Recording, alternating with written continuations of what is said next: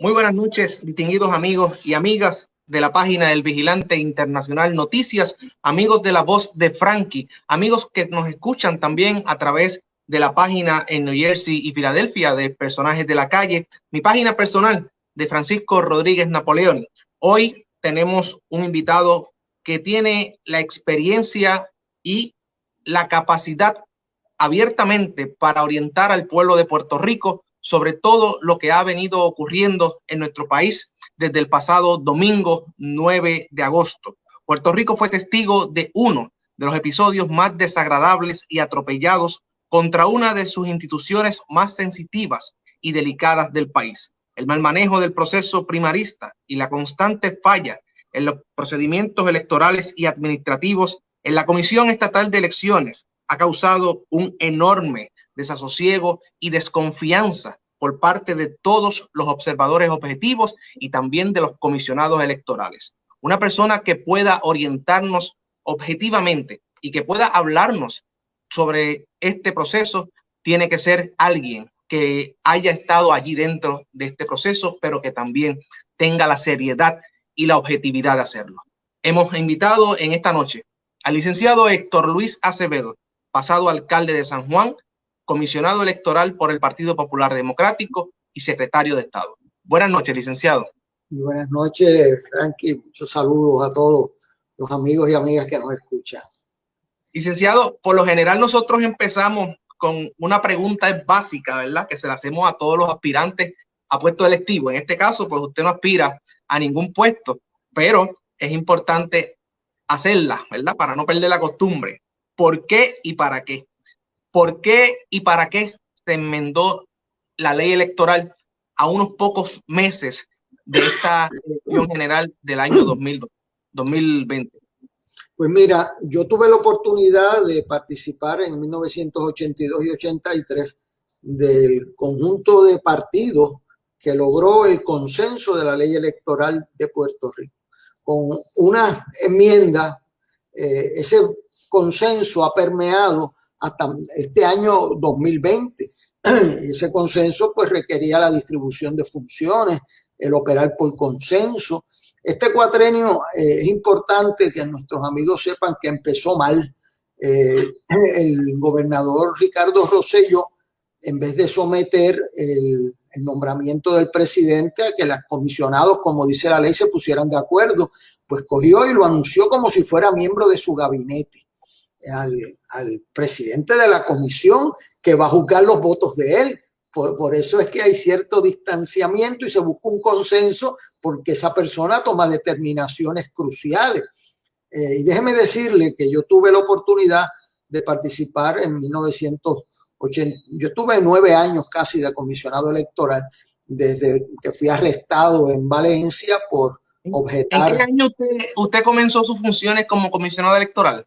Tú no habías nacido, muchacho, en el 1 de abril de 1976. Yo tenía 28 años, he sido el comisionado más joven, tenía pelo entonces y todas esas cosas. Me nombró Hernández Colón porque Luis Alfredo Colón se enfermó, murió de hecho más tarde por una enfermedad muy seria de diabetes agresiva. Así que yo empecé en el 76 y hasta el 30 de diciembre de 1984 fui comisionado, participé de la Comisión de Reforma Electoral que se formó luego de la confrontación de 80. En el 80 se enmendó la ley a 57 días de las elecciones. Eso trajo unas confrontaciones tremendas y fue una elección cerrada. Eso es bien importante. Las leyes electorales se hacen pensando en una elección cerrada. Gracias a Dios, este caos de la primaria no se dio frente a 2 primarias cerradas. Le voy a explicar por qué más tarde.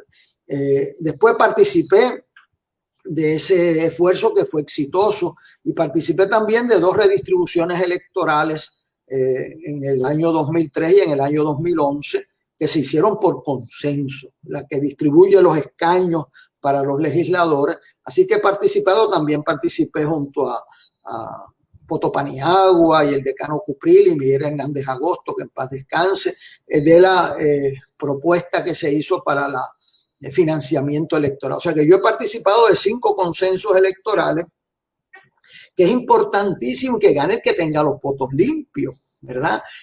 Ahora vino en este año y se propone una enmienda, una nueva ley electoral por un solo partido para un solo partido.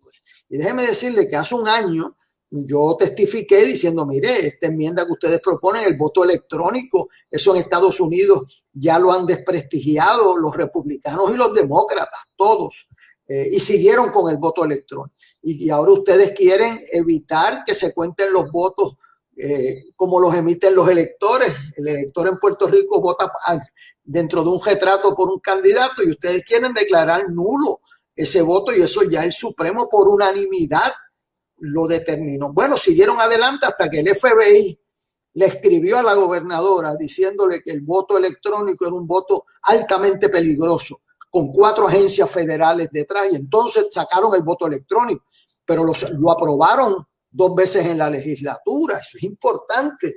Y entonces lo aprobaron esta medida en junio 16, el día antes del Día de los Padres, a las 4:15 de la tarde, para que se olvidara la medida, haciéndose un golpe de Estado en la comisión, pasándole todos los poderes al presidente de la comisión, que era una persona de la confianza del Partido Nuevo Progresista, pero de más nadie. Y lo que se busca en la comisión es una persona que merezca el respeto de todos los partidos, porque es el que va a adjudicar los votos. Es importante que nos detengamos aquí, licenciado. Ahí es cuando eliminan entonces a los vicepresidentes y a los secretarios de la comisión. Correcto, en esa ley, que es un proyecto de Tomás Rivera Chats, objetado por todos los partidos. Nosotros le escribimos una carta que yo la ayudé a llevar a Fortaleza, firmada por todos los presidentes de los partidos de oposición. Proyecto Dignidad, que es un partido de una base sustancialmente religiosa, la licenciada Lúgaro, el Partido Popular, o sea, el Partido Independentista objetó, o sea, todos los partidos de oposición, todos.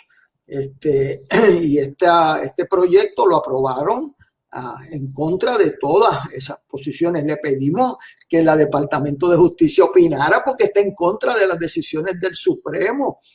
Se negaron a eso y la gobernadora lo firmó, manchando su récord, sometiéndose a los caprichos del presidente del Senado, y han destruido el consenso. Yo se los dije que tú no podías sacar a la gente que más tenía experiencia de la comisión y dejar a un inexperto con todo el poder. Pues mire, sacaron a los vicepresidentes y a los subsecretarios que más experiencia tenían. Entre los 4 que votaron, tenían más de 100 años de experiencia en la comisión. Lo sacaron. Y entonces, ¿qué pasó? Sacaron también a los directores de oficina que no fueran del Partido Nuevo Progresista, incluyendo al que hace los paquetes, que es el director de operaciones electorales, que había sido miembro del Partido Popular en los últimos años. Y entonces lo sacaron. ¿Y quién pusieron? Gente de la estricta confianza del presidente, aunque no tuviera experiencia. ¿Cuál es el resultado? Atrasaron las elecciones de primaria 2 meses. O sea, no fue que las adelantaron. Y fíjate, las primarias... O sea, se supone que la primaria fuera mucho antes del 9 de agosto. Correcto. La primaria estaba señalada por ley para el 7 de junio. Y entonces no imprimieron las papeletas en abril. No las imprimieron en mayo. Y las primarias las vinieron a suspender el 4 de junio, Frankie. 4, o sea, 3 días antes. O sea, y no, ¿dónde estaban las papeletas si no aprobaban esa ley de primaria? No las mandaron a hacer. Ni las mandaron a hacer en junio, las mandaron a hacer el 7 de julio.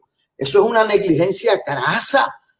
Por lo tanto, hay personas que están levantando banderas rojas porque hasta el día de hoy que estamos nosotros hablando, la Comisión Estatal de Elecciones todavía no ha tomado una decisión para hacer unos nombramientos importantes.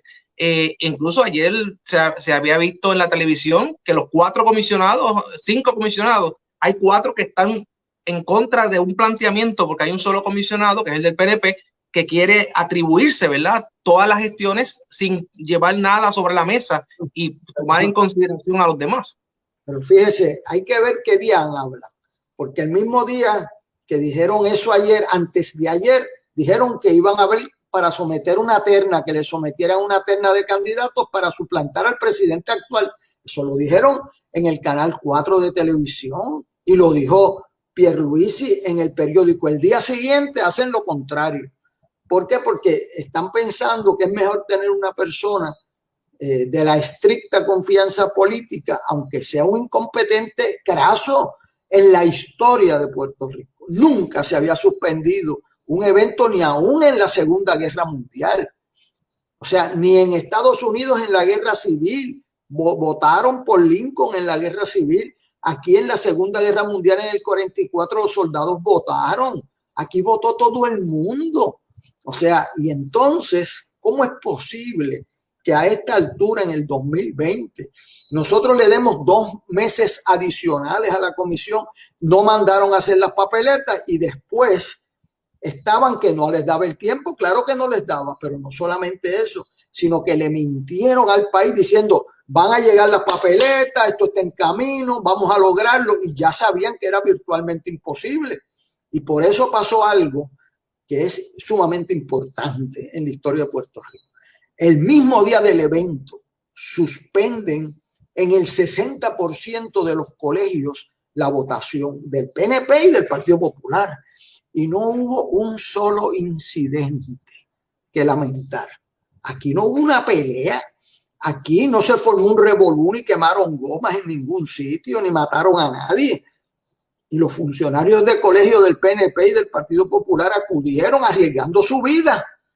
Y estuvieron ahí hasta las 40 horas de la noche, dependiendo del y después le dice, mire, perdió el tiempo hoy, los engañamos. No llegaron las papeletas. Vuelvan el domingo que viene. Compadre Pedro Juan. O sea, hay que tener sentido de patriotismo. O sea, usted va y abandona a su familia, se pone una mascarilla y arriesga su vida para ir a cumplir una función pública de dejar votar la gente, y no llegaron las papeletas. Y el presidente de la comisión el día antes decía que llegaban las papeletas. O sea, porque si hubiese tenido algún sentido, hubiese dicho el viernes, ya esto es imposible. Así que vamos a suspenderla para que nadie vaya allá. Hay una realidad, licenciado, hasta hoy. Hay partidos que no han terminado las certificaciones. Esto nos lleva entonces a que se van a atrasar un poco más los procesos, y en vista de lo que usted está planteando, realmente es inhumano ver que se apruebe y se gestione la cuestión de las papeletas, y a medida que se siga atrasando las certificaciones de esos candidatos, el proceso también se sigue atrasando. ¿Vamos a las elecciones el día 3 o las vamos a atrasar? Ya yo cotejé antes de empezar este programa. El Partido Popular se retrasó en el escrutinio por razón de que le aparecieron unos voluntarios con el COVID, ¿verdad? Y tú, tan pronto sucede eso, hay un protocolo que tienes que mandar a todo el mundo a ver que se vayan a aprobar, etcétera. Pero ya hoy está el 87%, o sea que mañana a mediodía, cuando tú tiras los papeles, sacas 40, 50 colegios. Ya mañana a la 1 de la tarde deben estar todas las certificaciones. Mañana es el día 3 de septiembre, no debe haber ningún problema en que se manden las certificaciones. De hecho, en Massachusetts anoche hubo una primaria demócrata. O sea que esto no es que tenga que ser en tal fecha, después que sea un periodo razonable. Así que si cambian al presidente de la comisión y no dejan de arrastrar los pies y buscan a alguien que sea un buen administrador, que mande a hacer las cosas a tiempo, pues entonces no van a tener problemas. Mire, esta tarde la directora... Por su experiencia, ¿usted cree que haya voluntad dentro de los que tienen el poder para decidir quién es el presidente o quién deja de serlo? ¿Habrá algún cambio? ¿Lo cambiarán? ¿Él renunciará? Bueno, yo creo que dependiendo de la opinión pública, ¿verdad? Si ellos no van a poder sostener, además que están grabados diciendo lo contrario, tanto Pierluisi como Jennifer González, como la gobernadora, como Rivera Schatz pidieron la renuncia y si no la destitución del presidente. Y ahora, después que se prueba sin duda alguna la incompetencia de esta persona, ahora empiezan a cambiar, a dar vueltas, que si buscan un alterno, si el alterno no es el issue, los alternos no funcionan mientras esté el propietario. Eso es un engaño, estar hablando del alterno. Lo que tienen que sacar al que está. Y eso es sumamente importante, que no perdamos el tiempo. Hay la voluntad de ponerse de acuerdo en opciones, pero uno no puede estar cambiando ni jugando con la democracia. Hoy... Usted mencionó algo bien importante. El pasado domingo, el 9 de agosto, no hubo quema de gomas en ningún lugar en Puerto Rico, no hubo ni siquiera una pelea. Sin embargo, la primaria era entre los dos partidos principales, el Partido Popular y el PNP. Ahora, ya no es el Partido Popular y el PNP. Ahora hay una candidatura distinta. Está la candidatura de independiente de Eliezer Molina, de Lúgaro, Partido Independentista. Ahora sí que los ánimos pueden incluso alterarse. ¿Cree usted o prevé usted que esto podría llevarnos a un evento de grandes proporciones similar o peor que el año 1980? Bueno, yo voy a hacer todo lo que esté a mi alcance porque eso no suceda. Esta tarde la directora ejecutiva de la Junta de Control Fiscal, Natari Yaresco, reveló en radio, un programa que yo estaba, que la comisión tenía $9 millones en junio primero para pagar las papeletas, y que el mes de junio gastaron $500,000 nada más. O sea que no era por falta de dinero, es porque no actúan y todavía siguen insistiendo en quedarse en la comisión. Así que yo creo que los presidentes de los partidos, los candidatos a gobernador, deben reunirse de inmediato. ¿Cómo es posible que alguien crea que puede ganar las elecciones con una confrontación entre puertorriqueños? Yo estuve en el 1980 en la situación de Valencia, ustedes la mayoría no habían nacido, eso hace 40 años este año. Trataron había allí armas allá abajo, era una situación a punto de una confrontación civil. Trataron de restarnos unos votos para controlar el Senado y la Cámara, y fui arrestado por negarme a ofrecer mi llave para restar los votos, cumpliendo una orden del Tribunal Supremo de Puerto Rico por unanimidad, para que ustedes sepan. Esa misma... En ese momento bajaron dos instrucciones, ¿verdad? La del Tribunal Supremo de Puerto Rico y la del Tribunal Federal, el juez Torruella. El Tribunal Supremo de Puerto Rico se reunió el viernes y por unanimidad dijo que un tribunal federal no puede revocar, un tribunal federal de distrito no puede revocar al Tribunal Supremo de Puerto Rico en una decisión en sus méritos. Y yo obedecí esa determinación del Tribunal Supremo. Me arrestaron, luego declararon que no había causa probable. Esa determinación del Tribunal Supremo se conoce como el caso de PSP versus Comisión Estatal de Elecciones, y ha permeado unánime con jueces de diferentes ideologías, porque era respetando la voluntad del elector. Pues usted sabe que la ley actual la que acaban de aprobar, pretende revocar esa decisión unánime del Tribunal Supremo. ¿Y qué es lo que eso significa? Mira, Frankie, si una persona en esta primaria o en las elecciones, Frankie está de candidato a Senado por acumulación y ve la cara y hace una X en la cara de Frankie, está clarito que quería votar por Frankie o por Wanda Vázquez o por Pierluisi. No hay duda de la intención de ese elector, pero como no la hizo en el cuadrante pequeñito, que es 1/10 de lo que tenían antes, ese voto la ley lo declara nulo. No vale ese voto, aunque la intención esté clara. Imagínate. Eso es lo que dice el nuevo código electoral. Pero si el día de las elecciones hay personas que recordamos el famoso caso que usted ha mencionado bastante, de los pibazos, el caso de Acevedo Vilá, si hay candidaturas independientes, si hay candidaturas también que se están promoviendo, si cualquier persona hace por ejemplo, el mismo voto que utilizó la gobernadora, que se sobresalió del encasillado. Sí. Ese voto es posible que sea los que estén blancos, ¿sabes? En el PNP aparecieron 5,301 votos en blanco, lo cual es un número, o sea, yo digo, caramba, que 5,000 personas arriesguen su vida para ir a votar, hagan la fila de 1 o 2 horas para ir a votar y voten en blanco. A mí me está eso un poquito difícil. Que hay un mensaje. 5,301. Yo creo que ahí es que la máquina no las leyó un número significativo de eso, porque mi esposa hizo una X donde decía la papeleta y la máquina la marcaba en blanco y se la devolvía. Y ella entonces tuvo que ennegrecer todo el rectángulo. ¿Cuántas personas, incluyendo yo, que la máquina se dañó cuando yo fui a votar, la tuve que echar en un buzón de cartón y ahí nadie puede ver si la máquina cuando la saquen lo devuelve? Así que esas cosas quedan pendientes. Las máquinas no se le dio el debido mantenimiento. O sea que tenemos muchos retos prácticos, pero sobre todo es el reto de la confianza, Frank. Un proceso electoral democrático necesita la confianza para que el que gane pueda reclamar respeto a su victoria y el que pierde acepte su derrota. Por eso el día de la primaria me preguntaron, ¿qué es lo que usted desea en esta primaria? Como, ¿qué candidato usted cree que debe ganar? Y yo dije, el que gane por mucho. Y me complacieron, porque en el PNP la distancia fue grande y en el Partido Popular también.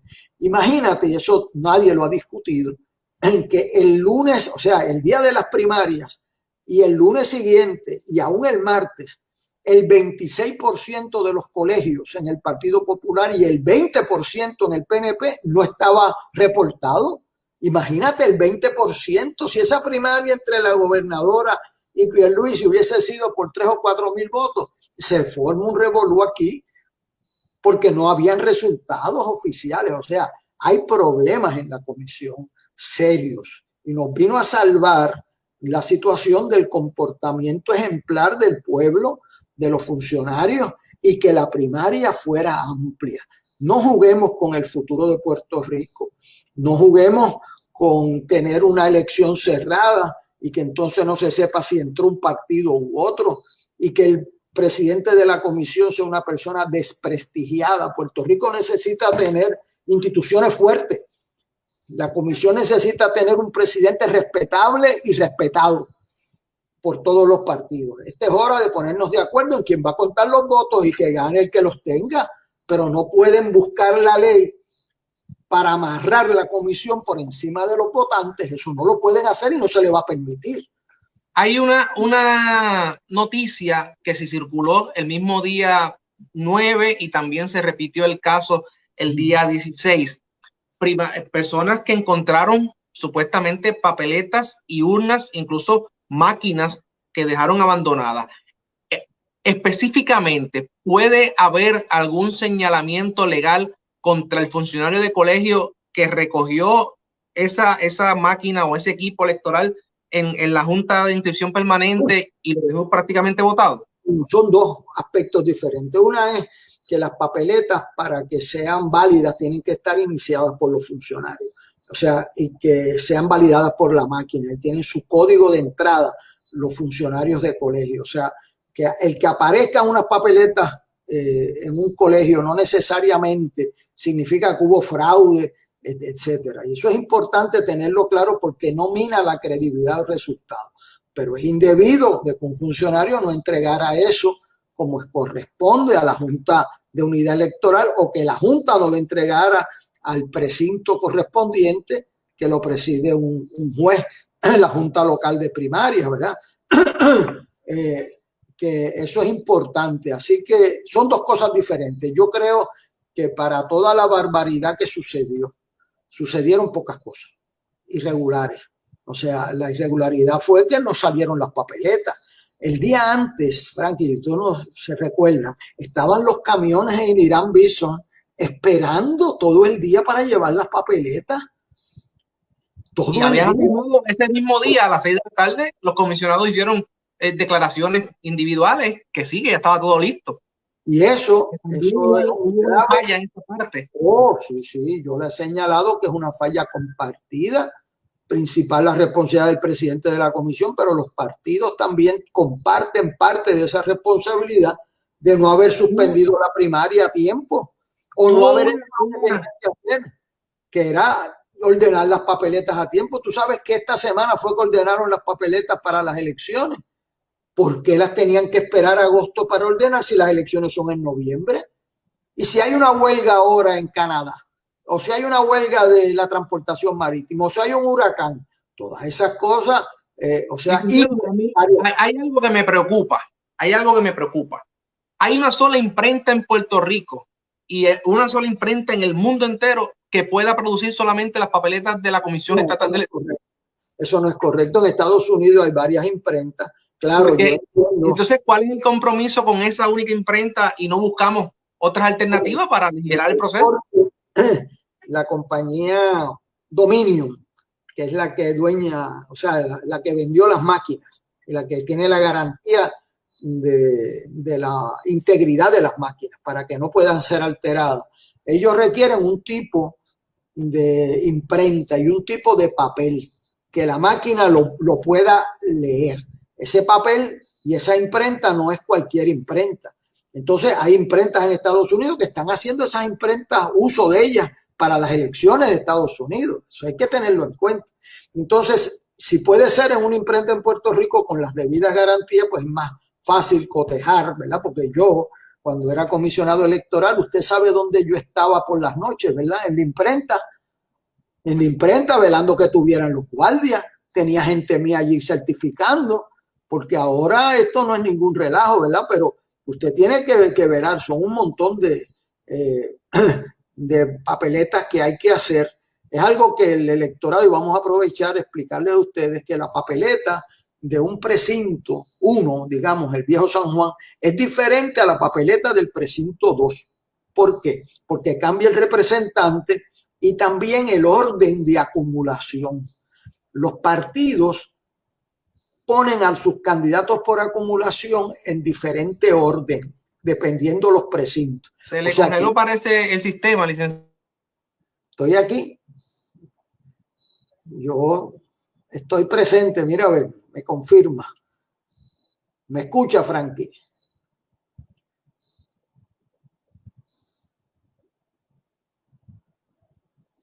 Me deja saber, Frankie.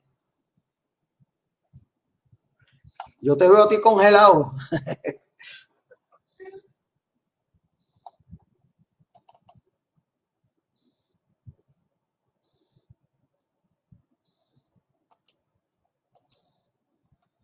Estoy aquí.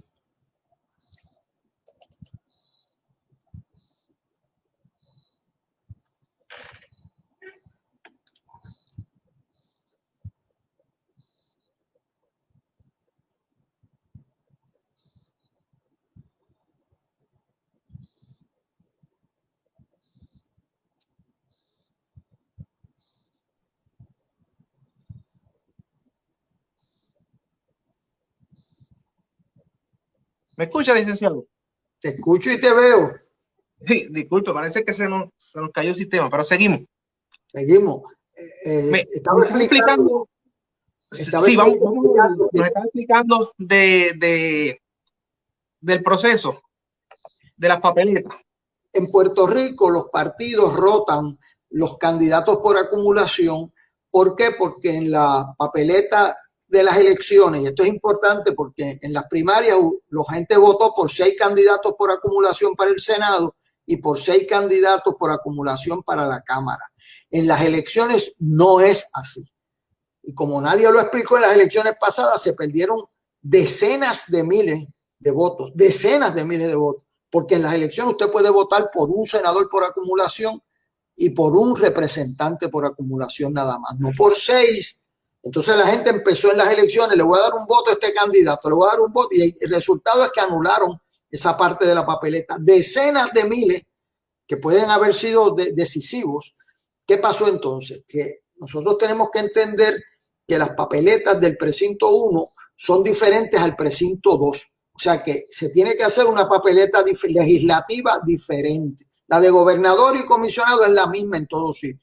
La de alcalde pues depende del municipio, pero la de los legisladores cambia, son 110 papeletas diferentes. Eso es importante y usted puede votar nada más que por uno por acumulación para el Senado y uno por acumulación para la Cámara. Por eso es importante tener allí personas que certifiquen bien. Ya mañana están las certificaciones de todos los partidos. Qué mal que no tenemos una papeleta más o menos para poderle explicar a las personas, pero digamos que en una papeleta, ¿verdad? Está el encasillado y aparece la pava o la palma. La primera persona que aparece allí debajo de la insignia, esa es la persona que acumula en el precinto. Así sería el proceso.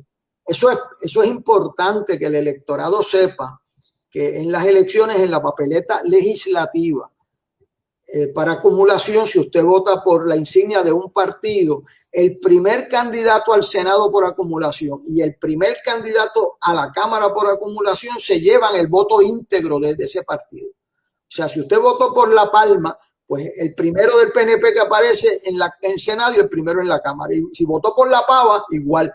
Y si votó por Victoria Ciudadana, igual. Y los partidos alteran esa o sea, hacen una rotación para que tengan igual oportunidad de salir electos.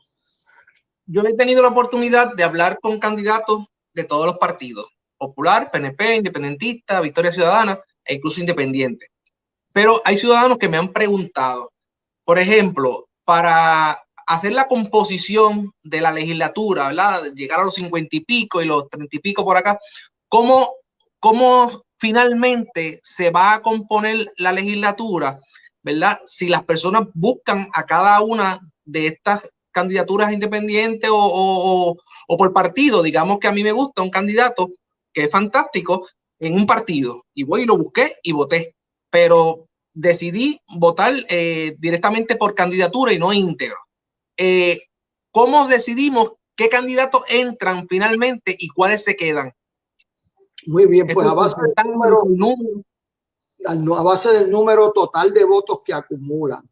Por ejemplo, en el PNP y en el Partido Popular, por acumulación, dividen el país en 6 pedazos. En 6 pedazos, más o menos en partes iguales para que los 6 candidatos tengan igual oportunidad. El PIB le asigna todos los precintos a un candidato. A uno. Nosotros en el Partido Popular y el PNP, 6. O sea que ahí ves, uno acumula una sexta parte y el otro acumula el 100%. En el Victoria Ciudadana, 50 y 50. O sea que hay una diferencia significativa y usted va acumulando y al final del día, pues una persona que lleva, que el partido sacó 500,000, 800,000 votos y usted sacó 120,000, pues usted llegó primero y el Independiente, que fue lo que pasó con Vargas Vidal, pues sacó 110, pues usted llegó tercero, pero entonces entran los primeros 11 por acumulación en el Senado y la Cámara en orden de votos. En orden de votos. Siempre se garantiza en Puerto Rico, el único sitio del mundo, que las minorías tengan una tercera parte de la representación y si, por ejemplo, en el Senado pues no hay 9 de minoría, pues se le añaden. En este caso se le añadieron 3 personas de minoría para llegar a los 9 y en la Cámara a llegar a 17. Es una disposición en nuestra Constitución única en el mundo para garantizarle presencia a las minorías en el cuerpo legislativo. Usted nos mencionó algo, un nombre que también tuvimos la oportunidad de entrevistarlo y precisamente mientras íbamos hablando con él, el doctor Vargas Vidal, una persona nos comenta en la entrevista que por qué si él fue el que más votos obtuvo en las elecciones, por qué entonces no fue el presidente de la legislatura del Senado en este caso. Hay la posibilidad de que por voto directo, por la petición del electorado, esa persona que obtiene más votos sea el presidente o cómo se decide eso. Muy difícil, te voy a explicar por qué. Porque él compite con una ventaja de que él acumula él solo por su candidatura. En el Partido Nuevo Progresista tienes que dividir el universo entre 6. O sea que el Partido Nuevo Progresista sacó mucho más votos que Vargas Vidal, pero al dividirlo entre 6, pues él sale arriba. Igual pasa con el PIB, que entran por esa razón. Y entonces los partidos se reúnen ahora en caucus. Antes no era así, antes se reunía el Consejo General de los partidos y los elegía. Ahora pues lo elige el caucus, que es el caucus de la mayoría, nomina al candidato a presidente. Así que una persona que es independiente, aunque saque el mayor número de votos, pues no va a salir electo, a mi impresión, a menos que su voto sea decisivo y trancen con esto que pasó aquí en 1941 y 42, que la legislatura se empató en la Cámara y entonces en el final del cuatrenio presidió alguien que lo que tenía eran 3 votos, pero para no darse a uno de los 2 grupos que estaba a 18, pues lo eligieron a él. Salvo eso, que yo no lo veo venir, Esa parte me interesa mucho, esa parte histórica de los eventos electorales de Puerto Rico. Hemos tenido presidentes que no necesariamente han tenido la mayor cantidad de votos. Eso es correcto. Fue en el 40. También hemos tenido presidentes en el caso de la Cámara, ¿verdad? Que hubo un presidente de un partido por 2 años y luego otro. En la Cámara, en la Cámara en el 1941 se eligió 18 de un partido, 18 del Partido Popular, estaban en empate. Entonces una coalición de 3 partidos pequeños, se llama la coalición tripartita, eligió 3. Entonces ellos 3 en la primera votación votaron por el candidato del Partido Popular, que fue don Samuel Quiñones. Luego hubo una diferencia en el medio del cuatrenio y se trancó la votación, y entonces se le dieron los votos a uno de los 3 que presidió la Cámara por 1 año y unos meses. Y eso pasó en 1944. Pero ya del 45, cuando en las elecciones del 44 la gana el Partido Popular con más del 60% de los votos, y entonces viene el doctor Susoni a presidir la Cámara y Luis Muñoz Marín el Senado con una amplia mayoría. De hecho, ganaron todos los distritos senatoriales y todos los distritos representativos. O sea, la única representación de las minorías eran 2 escaños por acumulación en el Senado y 1 en la Cámara. Y más reciente el caso de Colbert Viera, ¿verdad? Bueno, en la Cámara. Caso, que yo tuve algo que ver con eso, hubo unas situaciones en 1981 extraordinarias. Una fue que se nos murió el primer día de sesión un representante de Caguas, cayó muerto en el hemiciclo. Entonces, para reemplazarlo tuvimos que ir al Tribunal Supremo de los Estados Unidos. El caso se llama Rodríguez versus PPD, porque el gobernador Romero quiso cambiar la regla para que en vez de ser una primaria de sustitución, fuera una elección entre todos los electores en Puerto Rico, de ese distrito, no importa el partido. Entonces, esa impugnación llegó, el caso se llama Rodríguez versus PPD y lo ganó el Partido Popular, unánime el Tribunal Supremo de Estados Unidos, pero dilató 1 año. Por lo tanto, la Cámara estaba empate. Entonces, hubo una disputa interna en el escaño de Fernando Tono Florenzán, que se dividió el Partido Popular y con los votos del PNP lo dejaron fuera. Y el Supremo confirmó que lo dejaran fuera porque tenían duda de la fecha de nacimiento. Entonces eso se tardó más. Y entonces no había quien dirigía, o sea, estaba ahí con minorías la Cámara, porque esa fue una elección donde se ganó la Cámara 26-25. 26-25. 26 populares y 25 PNP. Entonces, al haber uno muerto y tardarse 1 año en sustituirlo, y al haber uno impugnado y tardarse en sustituirlo, pues entonces había una situación de impasse, y entonces el representante Colbert y el representante Viera Martínez, que eran enemigos acérrimos, Frankie. Yo vi una discusión allí en la Cámara. Para mí fue un shock eso que pasó, porque si 2 personas ¿cómo se llama? Eso era, bájate de ahí que te voy a partir la cara. Bueno, una cosa terrible. Los 2 tenían un carácter muy fuerte, muy arrésimo.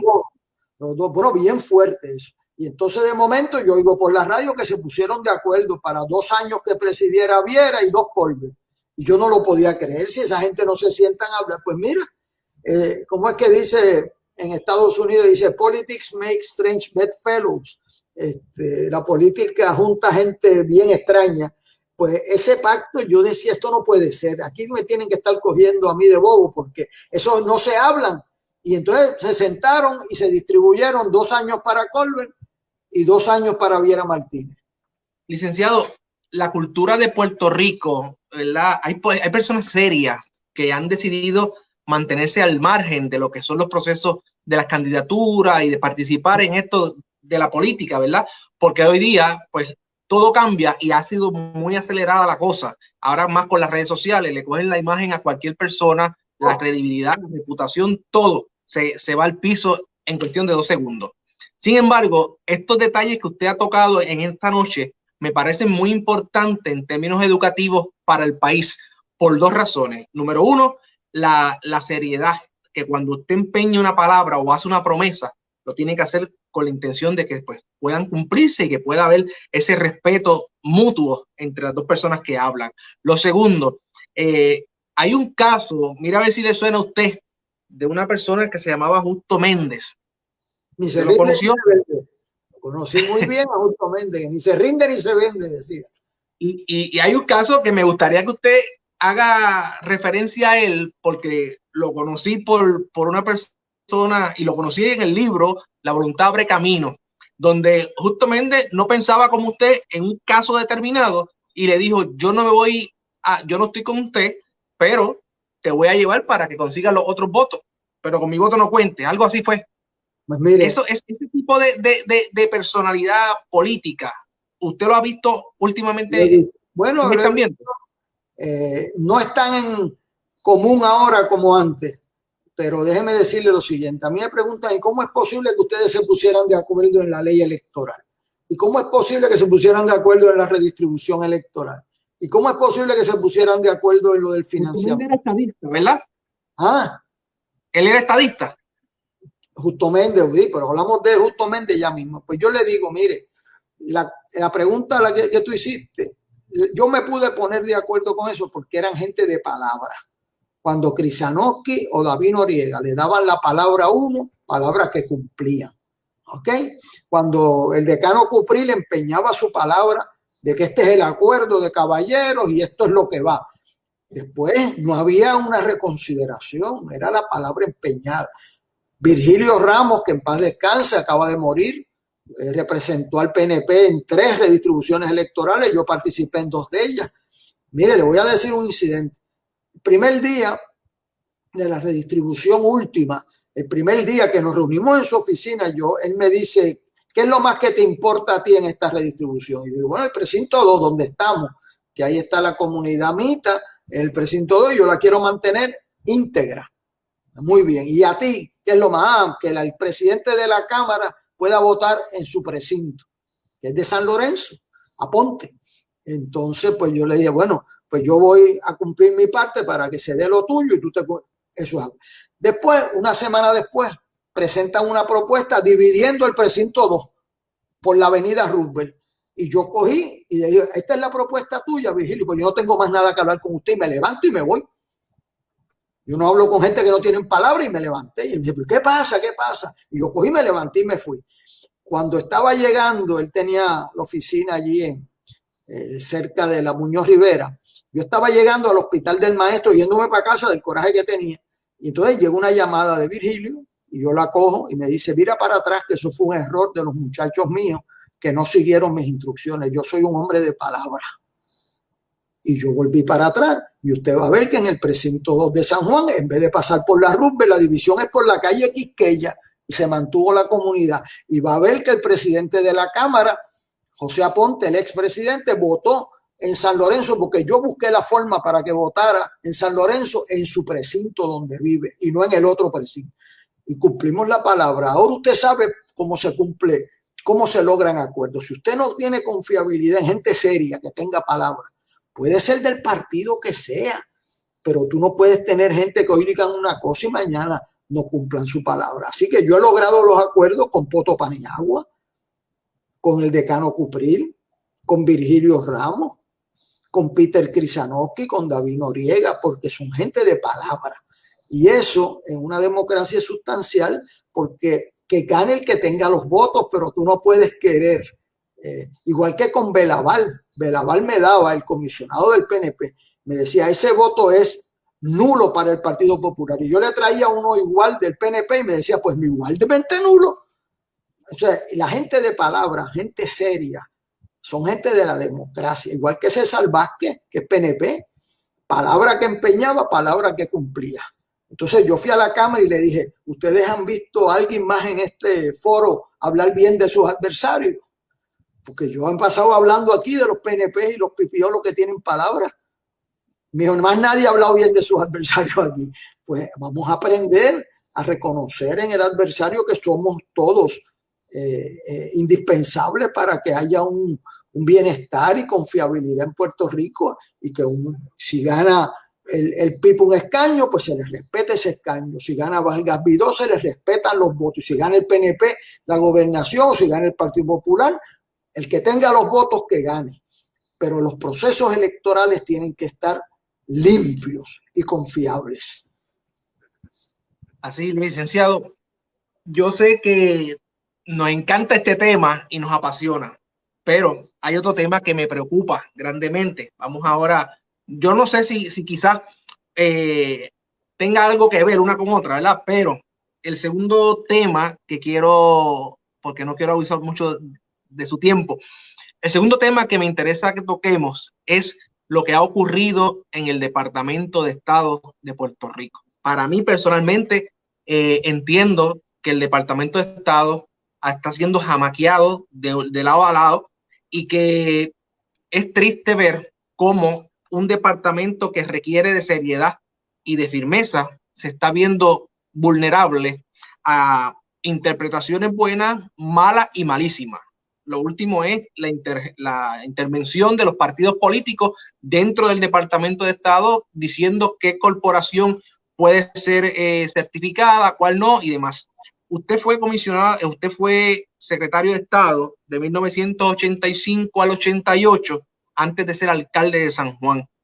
Usted hoy está en posición más clara, con una mentalidad más refrescante, ¿verdad? Y mirándolo objetivamente, me parece que me puede dar una opinión. ¿Qué le parece que Puerto Rico haya tenido 4 secretarios de Estado en menos de 4 años? Digamos, Luis Rivera Marín, Pedro Pierluisi, Elmer Román y ahora el licenciado Márquez. ¿Estos cambios afectan al departamento como tal?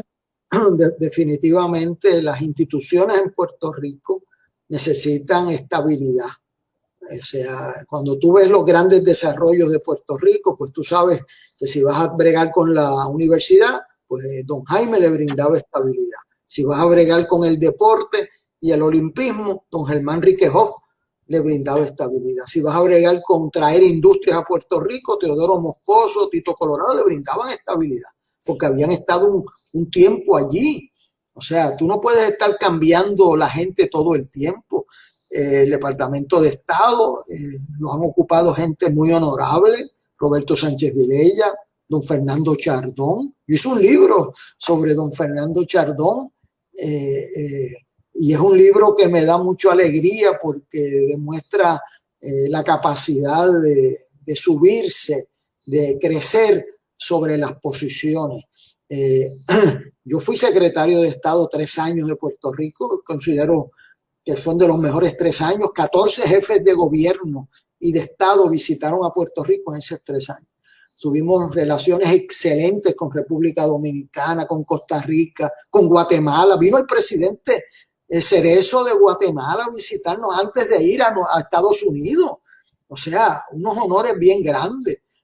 Vino el rey de España, vino el presidente de Costa Rica, de El Salvador. O sea, los primeros ministros del Caribe inglés. O sea, era un centro. Hernández Colón fue un gobernador muy, igual que Muñoz Marín, pero Hernández Colón le dedicó, fuimos con Venezuela a él, a Costa Rica. O sea, era una figura de Estado. Y eso, el Departamento de Estado es la avanzada del gobernador. En este cuatrenio, ¿alguien ha sabido algo del Departamento de Estado que no sea un escándalo? O sea, el que estaba primero decía que había un avión, un barco que estaba en Venezuela y el barco nunca llegó a Venezuela y se desapareció.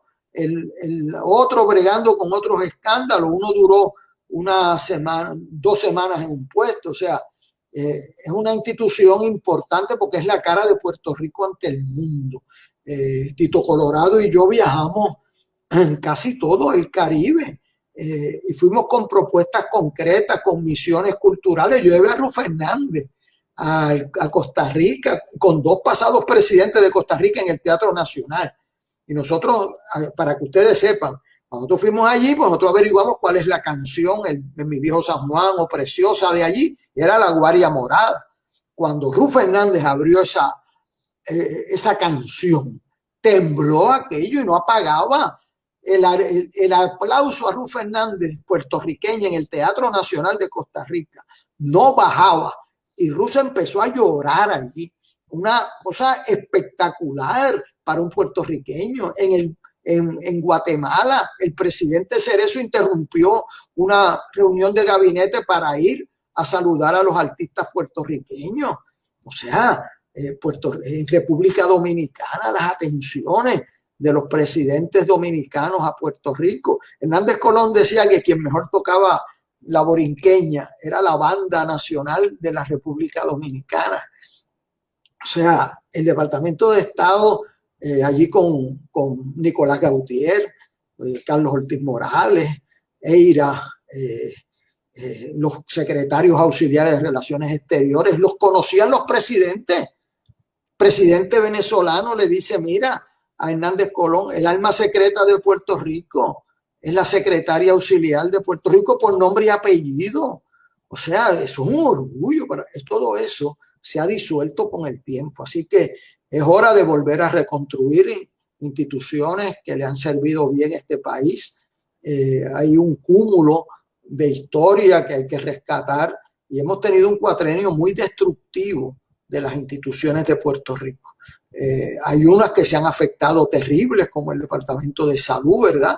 El Centro Médico, Educación, dos secretarios acusados de corrupción.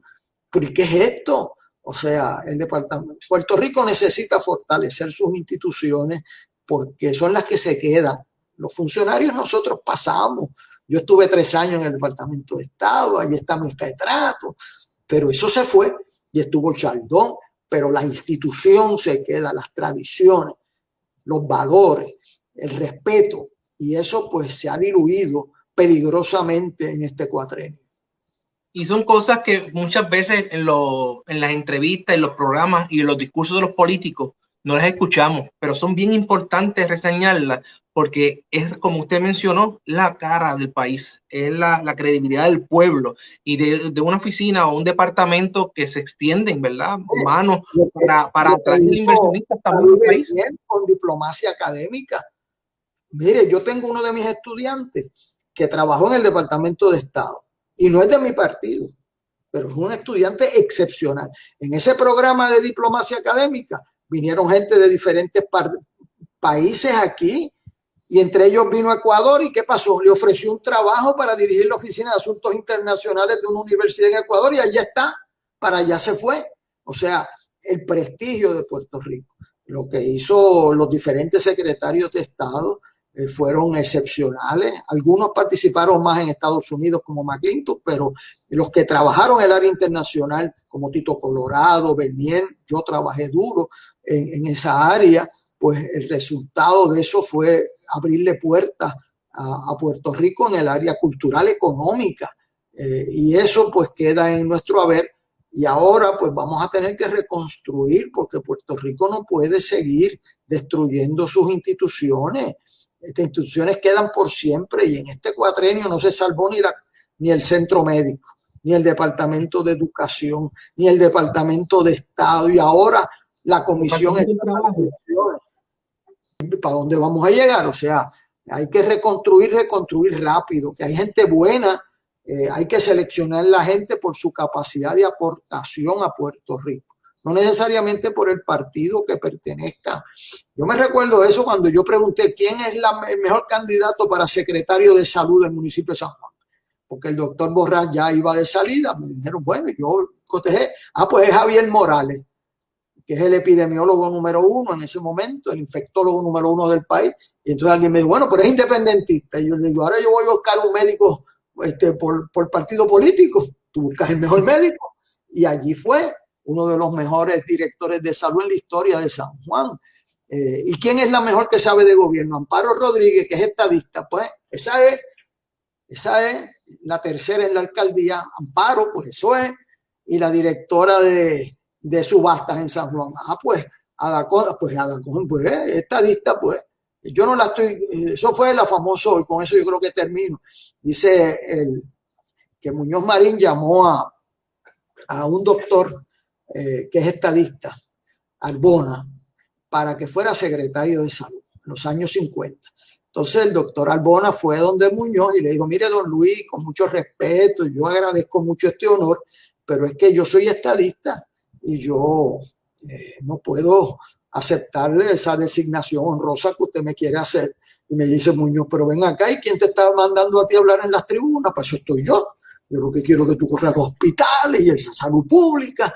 Usted dedíquese a eso y me deja la tribuna a mí. Y fue uno de los mejores secretarios de salud quizás que ha tenido el país, porque eres estadista, pero eso no quiere decir que tú no puedas servirle al pueblo de Puerto Rico. Y yo creo que tenemos una historia rica en esos ejemplos, rica en cómo manejar el presupuesto. Nosotros nos hemos metido en lío, no por falta de maestros, sino por no seguir nuestro ejemplo. Y los buenos maestros nunca dejan de enseñar. Así es, y yo le agradezco a usted que se mantenga siempre enseñándole al país y a esta generación que muchas veces nos entretenemos con cosas livianas y no buscamos lo que es verdaderamente esencial para el pueblo puertorriqueño, para salir adelante y poder reestructurarse y ser otra vez el pueblo de puertorriqueño que era antes, no que nos vengan a tomar por lo que no somos. Necesitamos volver a educarnos, de tener dirección clara de cara a las elecciones y, como decíamos antes, o sea, la decisión en la punta de un lápiz es mejor pensarla que arriesgarla, y esa es la intención de este programa. Muchas gracias, licenciado Héctor Luis Acevedo. Un placer. Un mensaje para esas personas que ya están por irse a dormir, algo que quiera decirle por último. Mire, yo me siento muy feliz en mi vida de haber dado las batallas que quise dar. Uno no puede quedarse callado ante la injusticia, porque el que se queda callado ante la injusticia termina siendo su cómplice o su víctima. Y usted tiene la oportunidad de ayudar a su país. Lo hace a veces con aportaciones cuando hay terremotos, cuando hay en solidaridad. Y a veces los puertorriqueños pues nos dan la oportunidad de decidir quién va a ser el alcalde, el gobernador, el senador y el representante. No se puede desperdiciar esa oportunidad de hacer destino. Eso no existe en todos los países. Ese valor de que la ciudadanía dirija los destinos de un pueblo se tiene que apreciar. Y yo lo vi el domingo 9 y el domingo 16, con filas, con mascarillas, los funcionarios arriesgando su vida y los electores también para cumplirle a su país. Yo me siento orgulloso de ese Puerto Rico. No me siento orgulloso de esos que destruyen instituciones, pero ahí está nuestra historia y ahí está el ejemplo de nuestra gente y hay que sentirse orgulloso de las cosas buenas para tener la fuerza de combatir las que tenemos que superar. Muchas gracias. Amigos, será hasta mañana que nuevamente estaremos conversando con otro de los aspirantes. En este caso, en el día de mañana, estamos hablando con el aspirante del Partido Independentista Puertorriqueño a la alcaldía del pueblo de Sabana Grande. Le pedimos que compartan estos videos, que se mantengan siempre en sintonía y que en las próximas elecciones, al emitir el voto, lo hagan de manera pensante, de manera refrescante y de una manera objetiva. Construya siempre cada oportunidad que pueda hacerlo, mirando qué candidatos tienen las mejores intenciones para servirle al país. Analízalos, conózcalos bien de cerca y júzguelos bien de lejos. Nos vemos. Muy buenas noches.